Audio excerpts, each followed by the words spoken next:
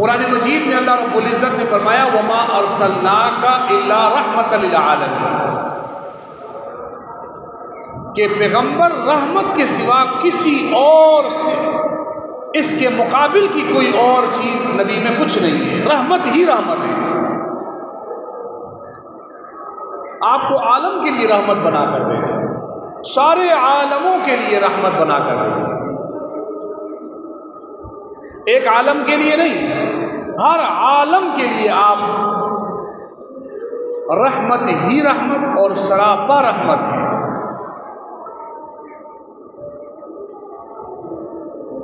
ہم تو عالم دنیا میں رہتے ہیں، ہم عالم دنیا میں آپ کی رحمت کا نظارہ کر رہے ہیں۔ اگر آپ کی رحمت للعالمین دیکھنی ہو تو قرآن یہ کہتا ہے کہ آپ ہر جہان کے لیے رحمت ہیں، ہر عالم کے لیے۔ هل أتى على الإنسان حين من الدهر لم يكن شيئا مذكورا، عالم عدم سے جتنے عالم اللہ نے بنائے ہیں، انسان عالم عدم سے عالم وجود میں منتقل ہوا، پھر عالم ارواح میں آیا، پھر عالم ارواح سے انسان عالم صلب میں آیا، پھر عالم شکم میں آیا، پھر عالم دنیا میں، پھر عالم قبر اور برزخ، اور اس کے بعد پہلے جتنے عالم ہیں سارے عالموں کے لیے۔ اور یاد رکھو قرآن نے یہ نہیں کہا کہ وما ارسلناک الا رحمت للعالم، ایک عالم کے لیے آپ رحمت ہیں، یہ بھی قرآن نے نہیں کہا، ہر عالم کے لیے کہہ دیا۔ اور یہ بھی نہیں فرمایا کہ رحمت للناس کہ صرف انسانوں کے لیے رحمت ہیں اور باقیوں کے لیے نہیں ہے، اور یہ بھی نہیں فرمایا رحمت للمسلمین کہ صرف مسلمانوں کے لیے رحمت ہیں اور کسی کے لیے نہیں ہے۔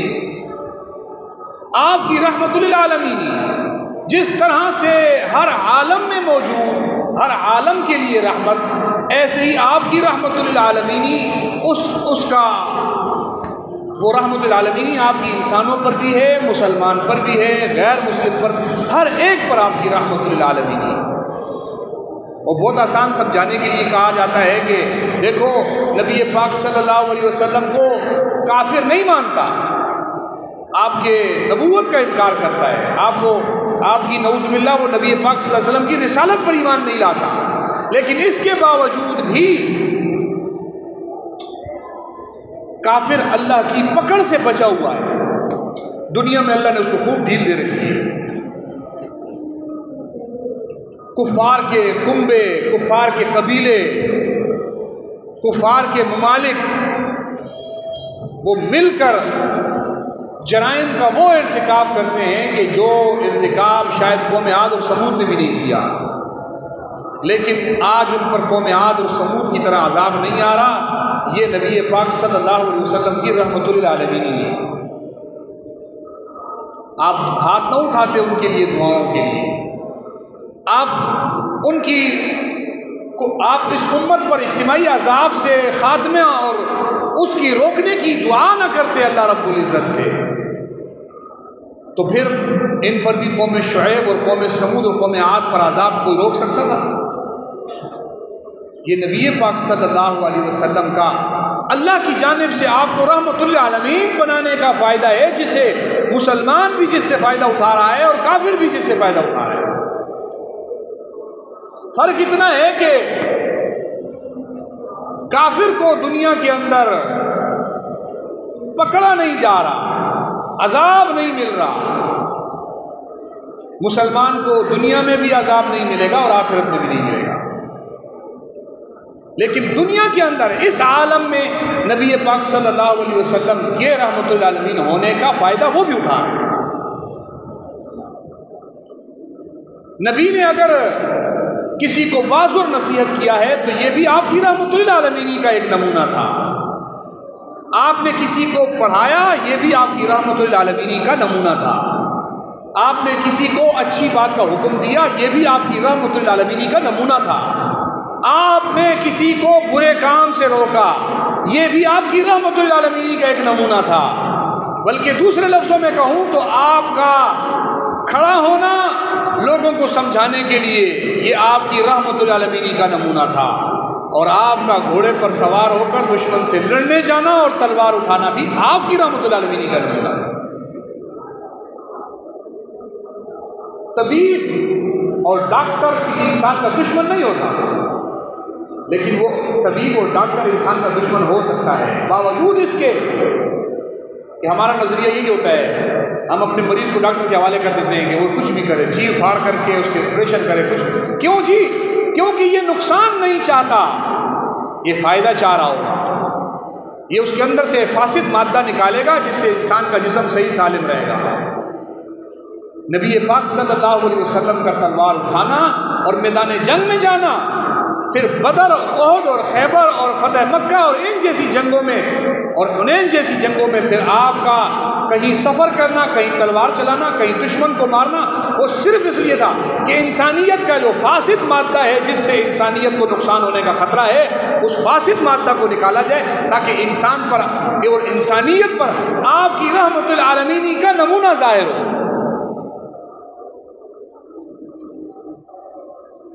اور پھر میں نے بتایا کہ جس طریقے سے نبی پاک صلی اللہ علیہ وسلم نے نبی پاک صلی اللہ علیہ وسلم کائنات کے ہر فرد کے لیے رحمت للعالمین ہیں، ایسے ہی نبی پاک صلی اللہ علیہ وسلم کی رحمت للعالمین صرف انسانوں پر نہیں، صرف مسلمانوں پر نہیں، بلکہ آپ کی رحمت العالمین کا نمونہ اگر دیکھنا ہو تو اس سے جانوروں کو بھی فائدہ پہنچا ہے۔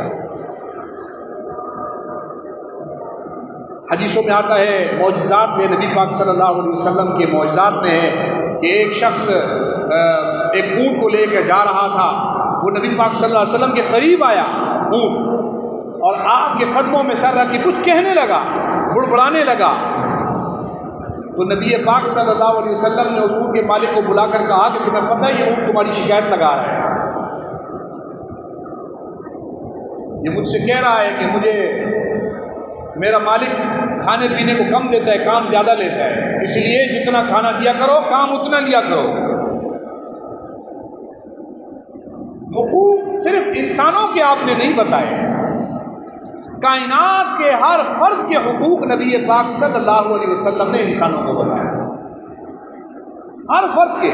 اور پھر آپ کی ان صفات کا جلوہ اور ان صفات کا عکس اگر دیکھنا ہے تو اللہ رب العزت نے تمام صحابہ اکرام پہ ان عکسوں کو اور ان جلووں کو یوں پھیلایا ہوا ہے کہ آپ کو صحابہ اکرام کے اعمال سے یوں نظر آتا ہے جیسے یہ نبی پاک صلی اللہ علیہ وسلم کے واضح جانشین ہیں اور حقیقی جانشین ہیں۔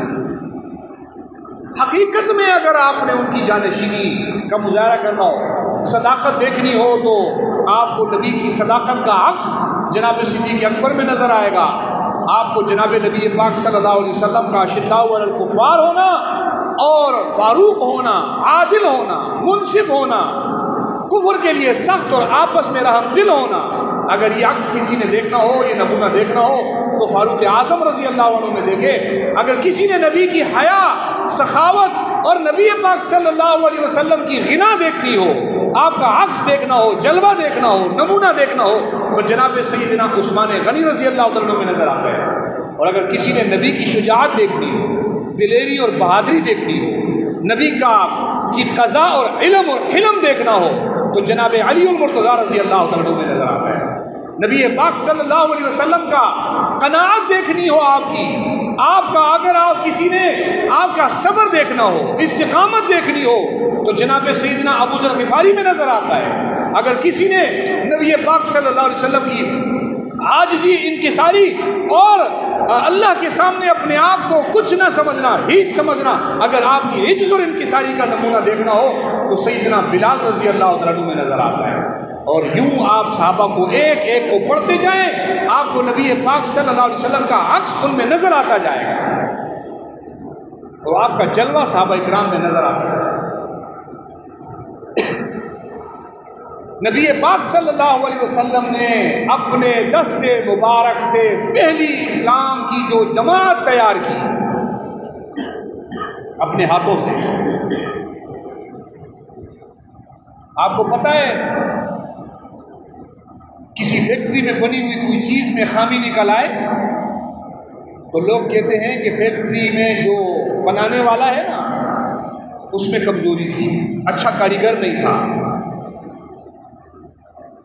کسی کی کاریگری دیکھ کر کاریگر کی عظمت دل میں آتی ہے، اور کسی کی کاریگری میں نقص نکالنے سے کاریگر کی عظمت میں نقص نظر آتا ہے۔ جو نبی کے ہاتھ کی تیار کردہ جماعت ہے وہ نبی پاک صلی اللہ علیہ وسلم کی تربیت اور آپ کی کاریگری کا نمونہ ہے۔ وہ جس ہمارے ہم معاشرے میں یہ بات ہے، کوئی بچہ غلطی کرتا ہے ٹوپی پہننے کی کہتے ہیں استادوں نے یہی سکھایا، ہمیشہ شاگرد کی غلطی کو استادوں پہ ڈالا جاتا ہے، استاد یہی سکھاتے ہیں تمہیں، حالانکہ جملہ غلط ہے۔ لیکن معاشرے میں ایک نیچر بن چکی ہے، فطرت بن چکی ہے، شاگرد کی غلطی اس کے استاد کی طرف منسوب ہوتی ہے۔ جو نبی کے شاگردوں پر انگلی اٹھاتا ہے وہ شخص شاگرد کی طرف انگلی نہیں اٹھا رہا، وہ نبی کی عظمت پر انگلی اٹھا رہا ہے۔ جو صدیق کی صداقت پر انگلی اٹھاتا ہے وہ صدیق کی صداقت پر نقص نہیں نکال رہا، وہ نبی پاک صلی اللہ علیہ وسلم کی تربیت میں نقص نکال رہا ہے۔ جو فاروق کی عدالت پر انگلی اٹھاتا ہے وہ جناب سیدنا فاروق اعظم کی عظمت پر، فضیلت پر انگلی نہیں اٹھا رہا، وہ در حقیقت نبی پاک صلی اللہ علیہ وسلم کی تربیت اور آپ کے استاد اور معلم ہونے پر انگلی اٹھا رہا ہے۔ ایک شاگرد کی خامی استاد کی عظمت اور فضیلت پر انگلی اٹھانا ہے، ایک شاگرد کے نقص نکالنا وہ استاد کا نقص نکالنے کے برابر ہے۔ اور معاشرے میں ایسے لوگ پائے جاتے ہیں جو کہتے ہیں نبی پاک صلی اللہ علیہ وسلم جو ہے آپ محنت کر کے چلے گئے، آپ کی وفات کے بعد سارے ادھر ادھر ہو گئے تھے۔ وہ کسی ایک شاگرد کو برا نہیں کہہ رہا، وہ دو کو برا نہیں کہہ رہا، وہ تین کو برا نہیں کہہ رہا، وہ پوری جماعت کو برا کہہ رہا۔ اور ایسے لوگ معاشرے میں موجود ہیں، بڑے طریقے سے آتے ہیں۔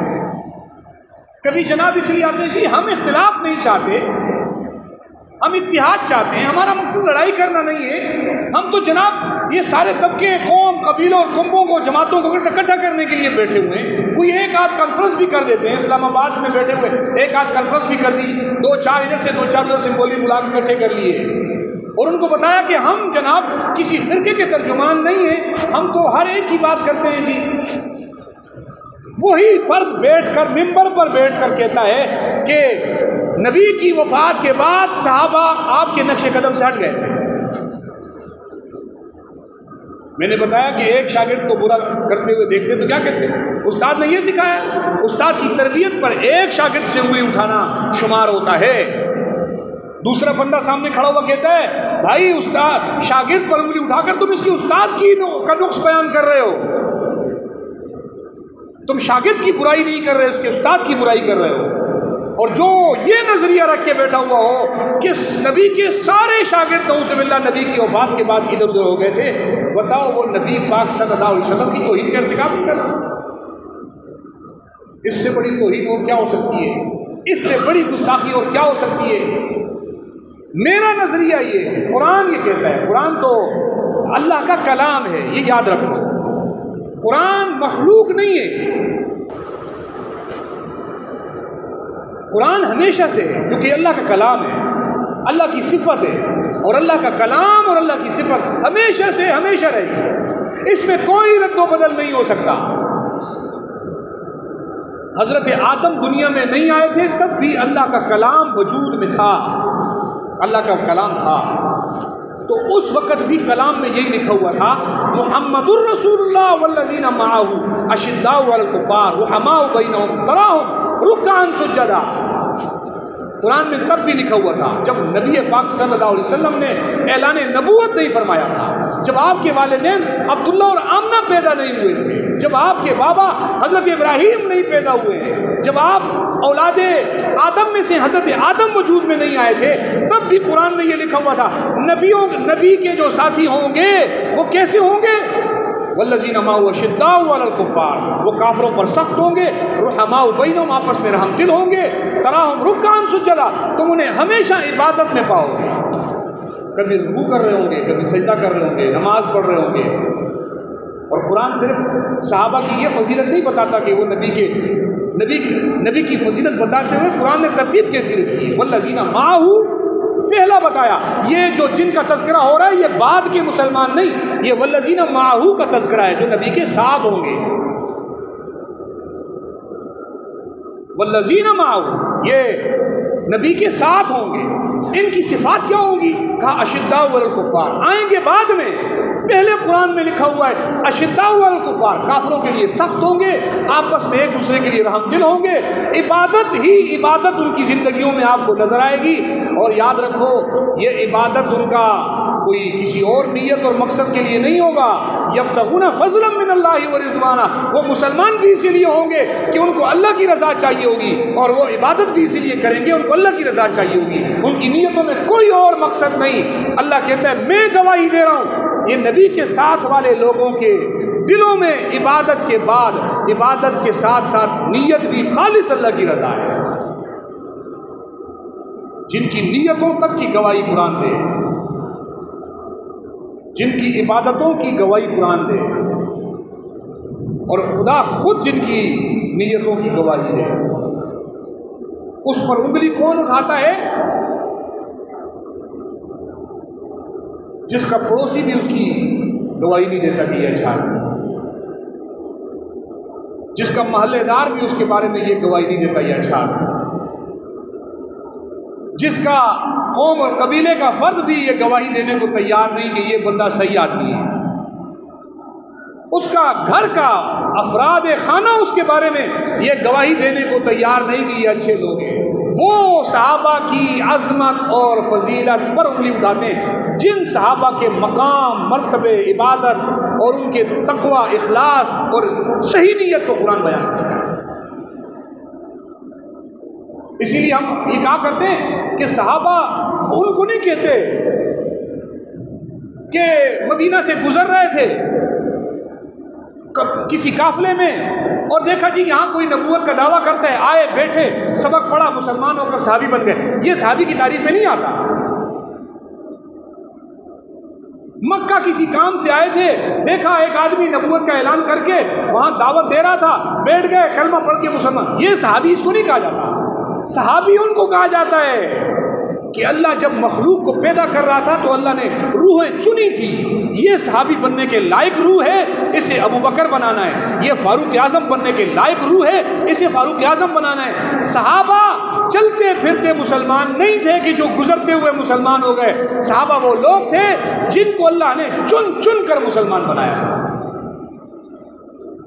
ہم اپنے بارے میں کہتے ہیں نا کہ جی ہم تو 15ویں صدی میں آ گئے اس لیے ہم ایسے ہیں، ہم پیچھے ہوتے تو پتہ نہیں ہم اچھے ہوتے، ہم تھے ہی 15ویں صدی کے لائق، ایسے نہیں ہم 15ویں صدی میں آ گئے، ہم تھے اس زمانے کے لائق۔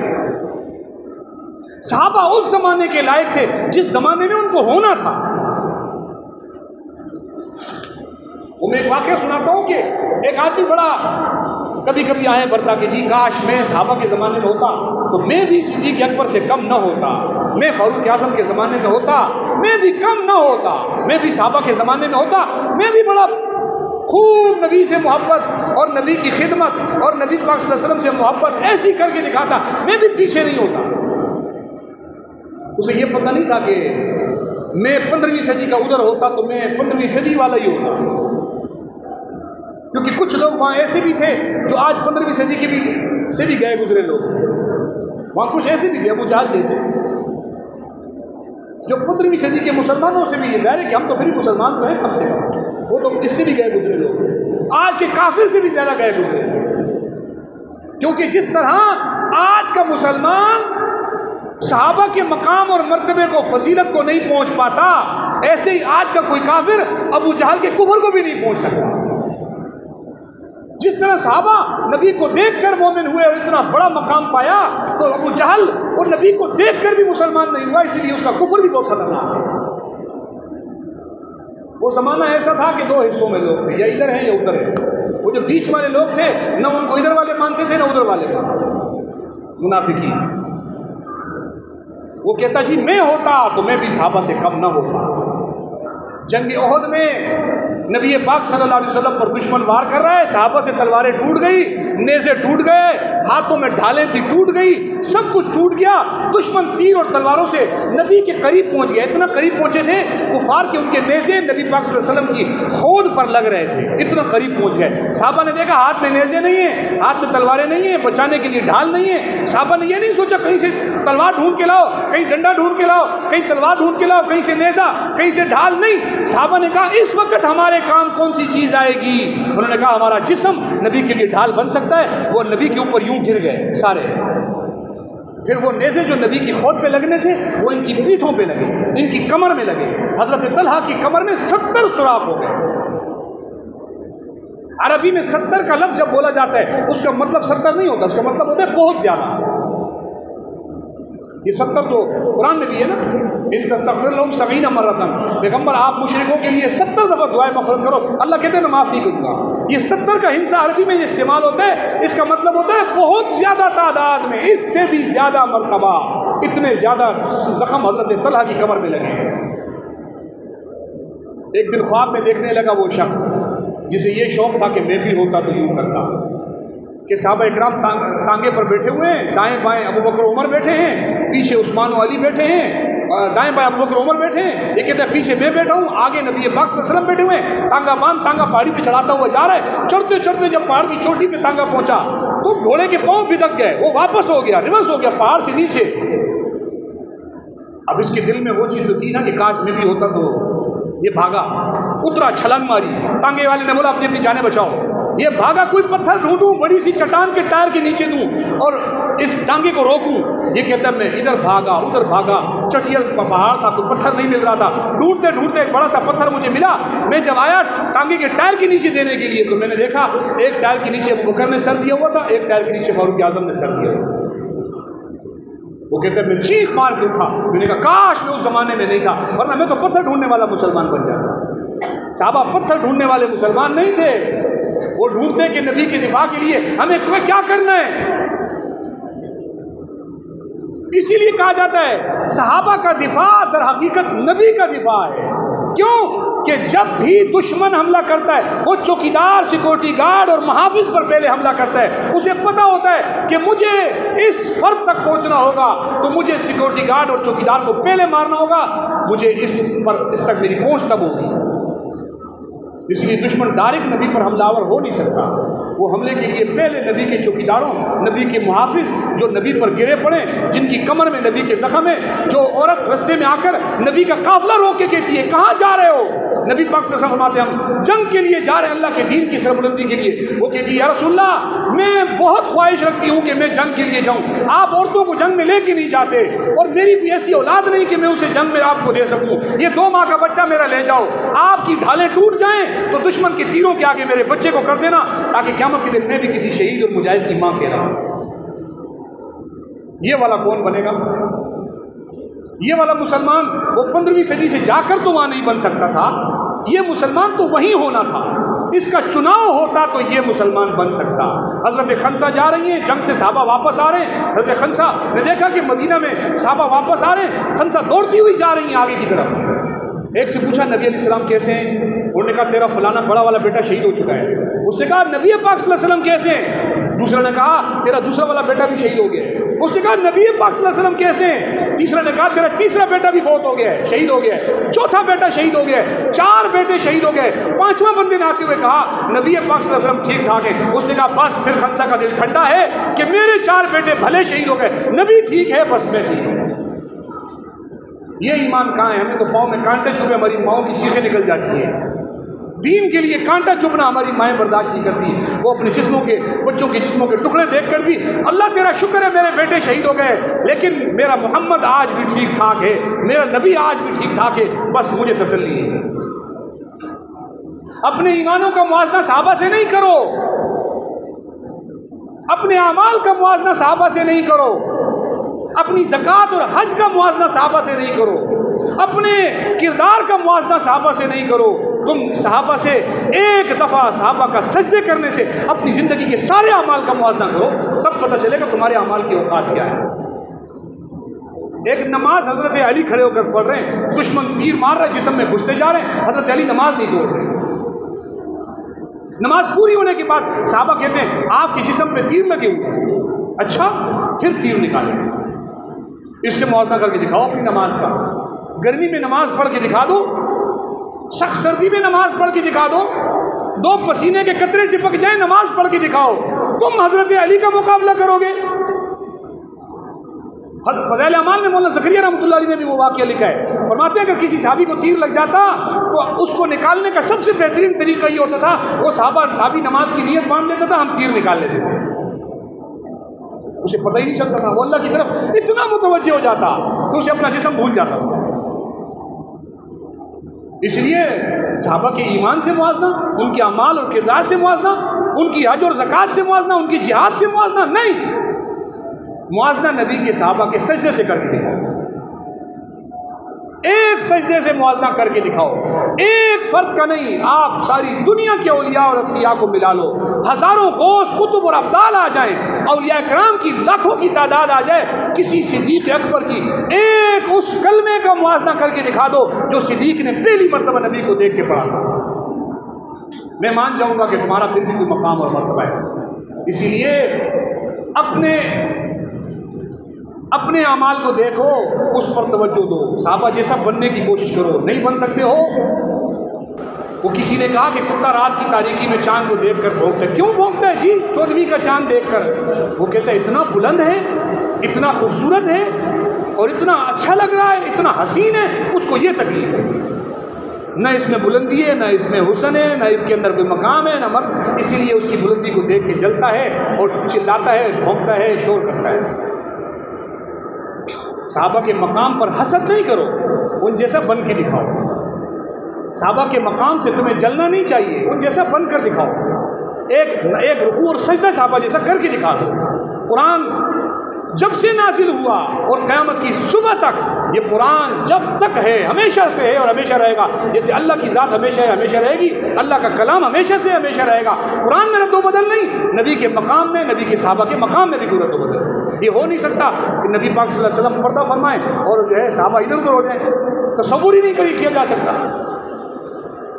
اللہ تعالیٰ سے دعا ہے اللہ مجھے اور آپ کو سب کو صحابہ اکرام کے نقش قدم پر چلنے کی توفیق عطا فرمائے. یا باطل کشک مفتی نجیب اللہ عمر